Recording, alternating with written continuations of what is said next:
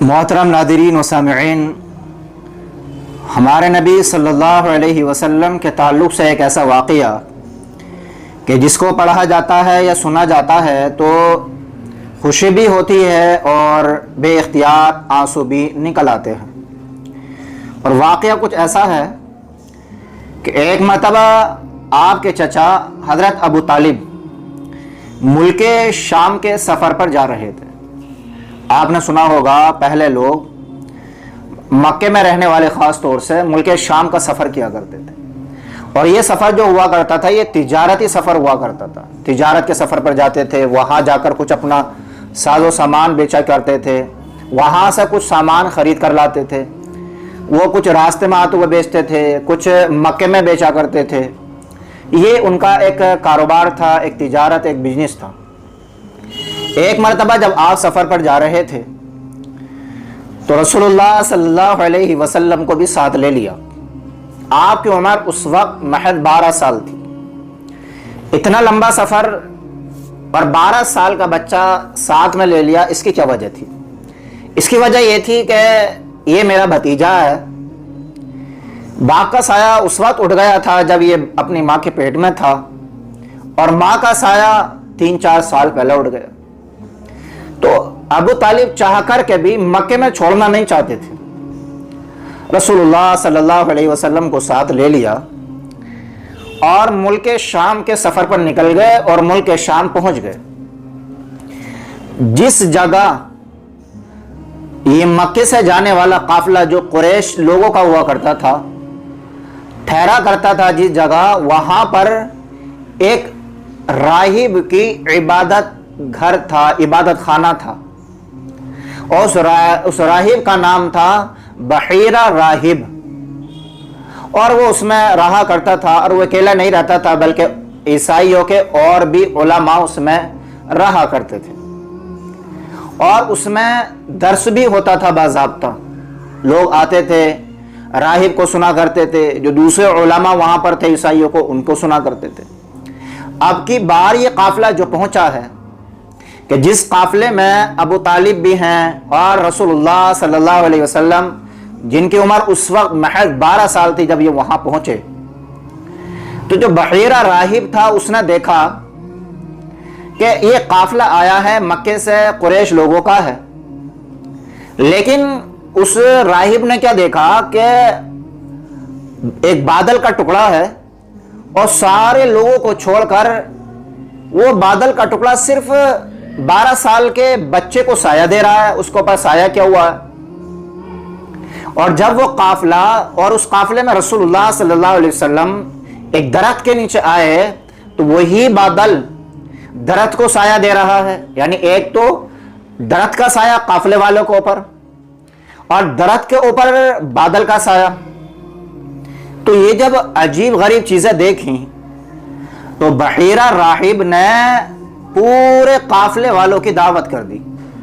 हालांकि ये बहीरा राहिब जो था ये किसी को भाव-ताव नहीं दिया करता था, किसी से बात भी नहीं किया करता था। अब की बार जो दावत की है तो सारे काफिले वाले हैरान कि भाई मौलाना साहब ने इससे पहले तो कभी भाव-ताव नहीं दिया, इससे पहले तो कभी इन्होंने दावत नहीं की, अब की बार इन्होंने दावत क्यों की है, क्या मामला है? खैर दावत की, खाना तैयार करवाया। खाना तैयार करवाने के बाद मैं काफिले वालों को बुलाया। काफिले वाले जब दस्तरखान पर खाने के लिए बैठे तो बहीरा राहिब आया और सबको देखने लगा। तो बहीरा राहिब ने कहा कि भाई देखो, मैं जो ये दावत मैंने की है इसलिए की है ताकि कोई भी दावत खाने से रह ना जाए, सारे के सारे दावत में शरीक होने चाहिए। तो लोगों ने कहा कि जी सारे के सारे आ गए, लेकिन एक बच्चा है कम उम्र की वजह से उस बच्चे को सामान के पास बिठा दिया है, बस वही नहीं आया है, बाकी सारे लोग दावत में आपके शरीक हैं।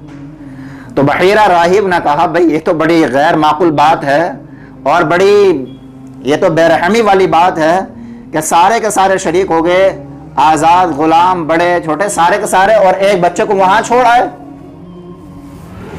क्योंकि बहीरा राहिब ने जो रसूलुल्लाह सल्लल्लाहु अलैहि वसल्लम को पास जिस वक्त साया देखा था, جو انوار، جو برکات، جو رحمت ہیں اس وقت اتر رہی تھیں وہ ان لوگوں میں سے کسی کو پر بھی نہیں تھی. تو بحیرہ راہب کو شک ہوا کہ ہو سکتا ہے وہ بچہ نہ آیا ہوا, تو اس لیے بحیرہ راہب نے بات کہی تھی کہ بھئی یہ تو بڑی غیر معقول نامعقول بات ہے, بلاؤ بھئی اس بچے کو بھی.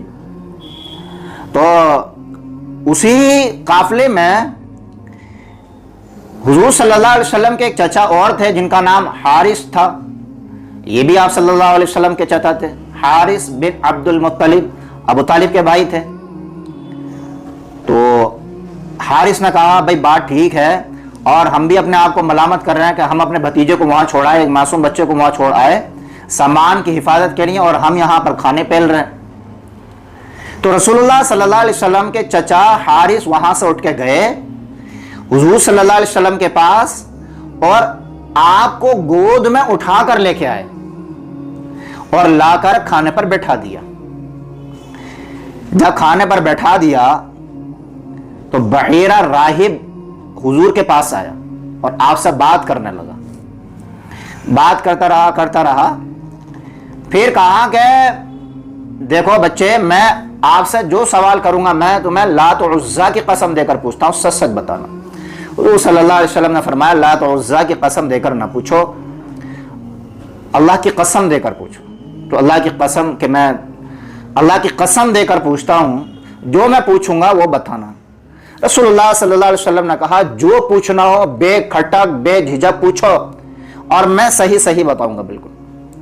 اب بحیرہ راہب نے رسول اللہ صلی اللہ علیہ وسلم سے سوال کرنے شروع کر دیے, اور سوالوں کی بوچھار, یہ بھی پوچھا وہ بھی پوچھا, کوئی بات نہیں چھوڑی جو نہیں پوچھی ہو. یہاں تک کہ رسول اللہ صلی اللہ علیہ وسلم سے سونے تک کا طریقہ معلوم کر لیا, سوتے کیسے ہو, اٹھتے کیسے ہو, اور آپ کے بدن کو دیکھا, آپ کے ہاتھوں کو دیکھا, آپ کی پیشانی کو دیکھا, آپ کی آنکھوں کو دیکھا, جو کپڑوں سے باہر بدن تھا آپ کا اس کو دیکھا, ہاتھ پیر ناک آنکھ رخسار, آپ کے دانت مبارک, آپ کا سر.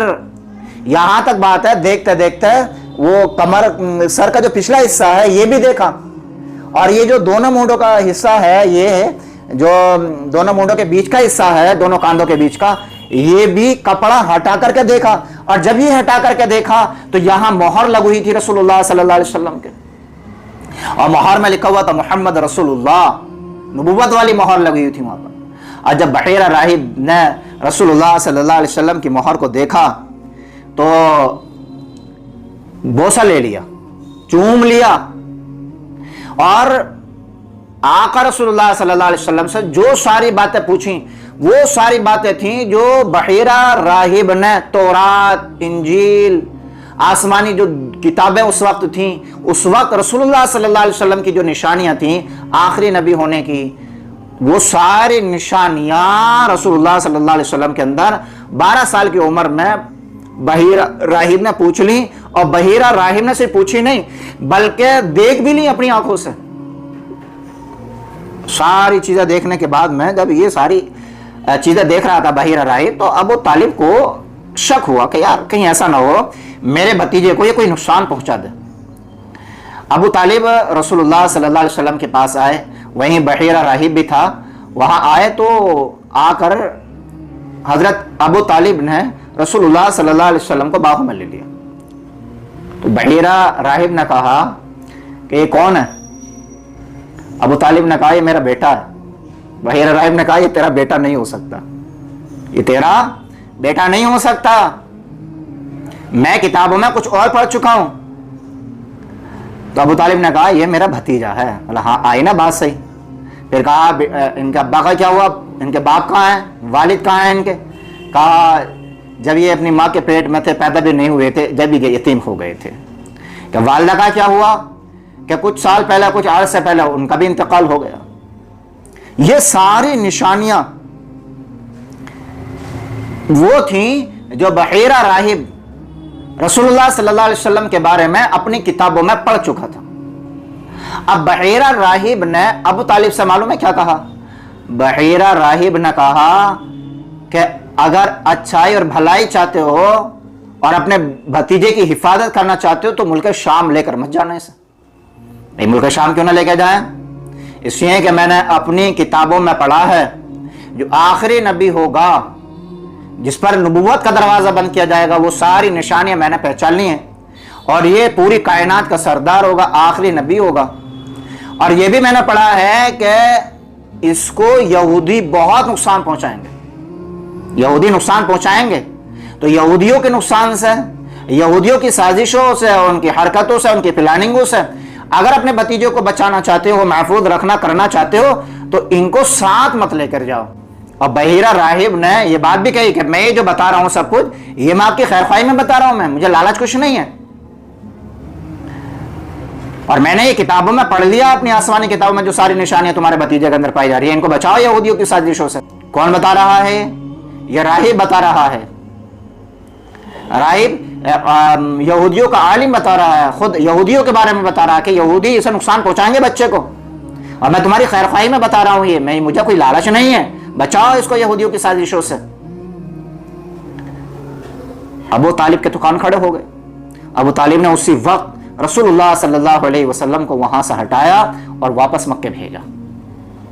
ये वो वाकया है 12 साल की उम्र का, कि जिससे खुशी भी होती है कि हमारे नबी की निशानियां पहले से किताबों में मौजूद हैं, और आंखों में आंसू बेख्तियार इस वजह से आ जाते हैं कि जब रसूलुल्लाह सल्लल्लाहु अलैहि वसल्लम के बारे में बहीरा राहिब को अबू तालिब ने ये बताया होगा कि अब्बा का इंतकाल जब हो गया था जब ये माँ के पेट में थे, और वालिदा का इंतकाल कुछ अरसे कबल हो गया है। तो उस वक्त रसूलुल्लाह सल्लल्लाहु अलैहि वसल्लम वहां मौजूद थे।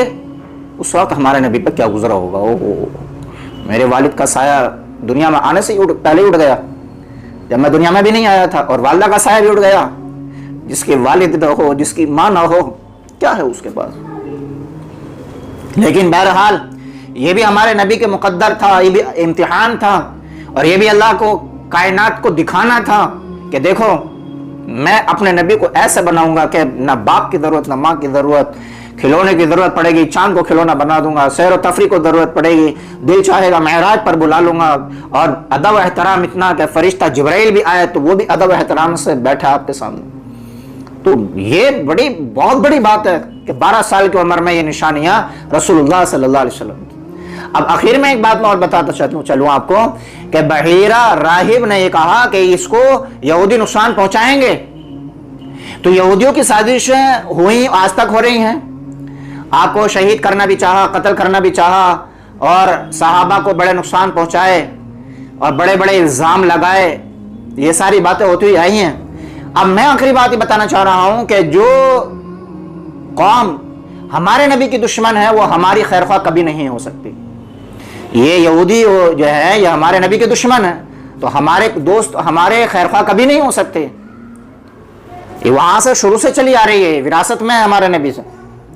अब जैसे अबू तालिब ने रसूलुल्लाह सल्लल्लाहु अलैहि वसल्लम को यहूदियों की साजिशों से बचाया, ऐसे ही अब हमारी जिम्मेदारी है कि हम खुद यहूदियों की साजिशों से बचें और उम्मत को भी यहूदियों की, ईसाइयों की साजिशों से बचाएं। यह है इस वाक़े का खुलासा जो मैं आपके सामने रखना चाह रहा हूँ।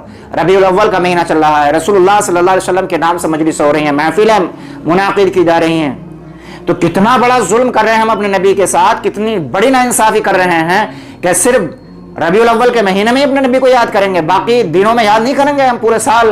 नबी कहाँ है, नबी की तरबियत कहाँ है, नबी की तालीम कहाँ है, नबी की सुन्नत कहाँ है, बाकी सब को हमने छोड़ दिया। ना हमें शादियों में अपने नबी याद आ रहे, न जीने में, न मरने में, न कारखानों में, न दुकानों में, न बिजनेसों में, न बोलचाल में, न रहन सहन में, न कपड़ों में, न वज़ाक़ता में, कहीं हमें नबी का तरीका नजर नहीं आता। सिर्फ रबीउल अव्वल में इतना करने से काम चल जाएगा? तो इसलिए मेरे भाइयों ये बड़ा शानदार वाकया है। ये वाकया सिर्फ कानों को ऐश के लिए नहीं है, ये कानों की अयाशी के लिए नहीं है, सिर्फ ये वाकया सिर्फ सुनने के लिए नहीं है, बल्कि अमल की नीयत से है ये वाकया। मैं भी अमल करूं, आप भी अमल करें। बहुत सारे लोग होते हैं सिर्फ सुनने का शौक होता है, अमल से बिल्कुल कोरे होते हैं। अल्लाह के यहाँ अमल तोला जाएगा भाई, अमल की बुनियाद पर अल्लाह के यहाँ फैसले होंगे, सिर्फ सुनने सुनाने पर फैसले नहीं होंगे। हाँ, वक्ती तौर पर सवाब तो मिलेगा, लेकिन अमल नहीं है, अल्लाह पूछेगा। नबी रसूलुल्लाह सल्लल्लाहु अलैहि वसल्लम सवाल करेंगे, क़ाला रसूल या रब्बी इन्ना क़ौमी इत्तख़ज़ू हाज़ल क़ुरआन महजूरा। कुछ लोग ऐसे होंगे कि जिनके हक में रसूलुल्लाह सल्लल्लाहु अलैहि वसल्लम शफाअत करेंगे, और कुछ लोग ऐसे होंगे कि जिनके खिलाफ शिकायत करेंगे। जिनके खिलाफ शिकायत हो गई काम तमाम उनका, और जिनके हक में शफाअत हो गई वो बड़े खुश नसीब वाले होंगे। तो इस वाक़े को سنا ہے آپ نے، بچوں کو سنا ہے، گھر کو لوگوں کو سنا ہے، اور اپنے کانٹیکٹ والے جتنے بھی ہیں سب کو اس واقعے کو شیئر کریں اور چینل کو سبسکرائب ضرور کریں۔ ہمارے نبی کے تعلق سے اب آپ کون سا واقعہ سننا چاہیں گے، یا صحابہ کے بارے میں، تابعین تبع تابعین کے بارے میں کون سا واقعہ آپ سننا چاہیں گے، کمنٹ باکس میں اپنے خیالات کا اظہار ضرور فرمائیں، اپنی رائے ضرور دیں، چینل کو سبسکرائب ضرور کریں تاکہ ہماری حوصلہ افزائی بھی ہوتی رہے، اور جب بھی ہم کوئی واقعہ اپلوڈ کریں چینل پر ڈالیں اس کا نوٹیفیکیشن ایک دم بر وقت آپ تک پہنچ جائے۔